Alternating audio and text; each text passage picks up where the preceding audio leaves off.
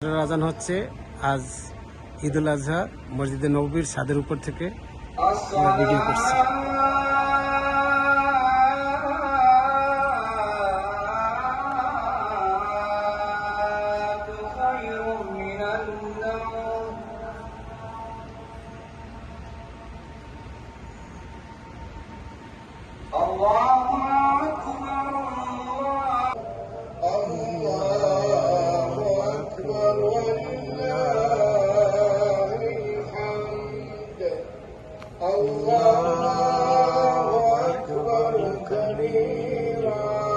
حائب سعد وأضلت وما تهللت وجوه الغمائم واستهلت فقى القطر من غمام وما نهلت الأرواح جامي شامل ووثيقة حقوق إنسانية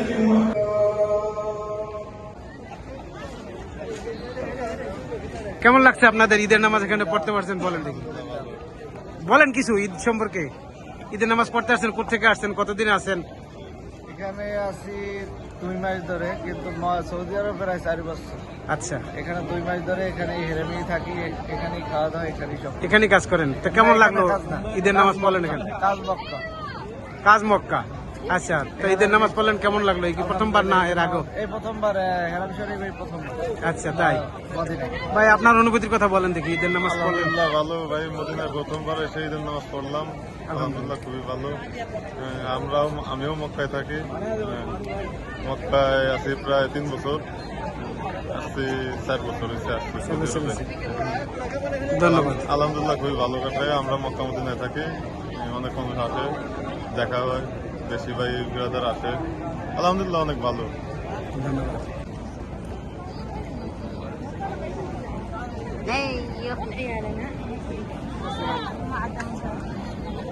ঈদের নামাজ পড়তে পেরে জীবনে প্রথম পড়তে, সারা দেশের সকল মুসলমান এবং বিশ্বের সকল মুসলমানের জন্য রইল ঈদ মুবারক, ঈদুল আজহা।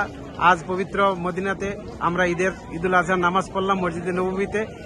সীমান্ত, তোমার কাছে জানতে চাই তোমার কেমন লাগলো এই মদিনা মসজিদে নববীতে ঈদের নামাজ পড়তে পেরে, আর দেশবাসীর সম্পর্কে তুমি কি বলবে, বলো।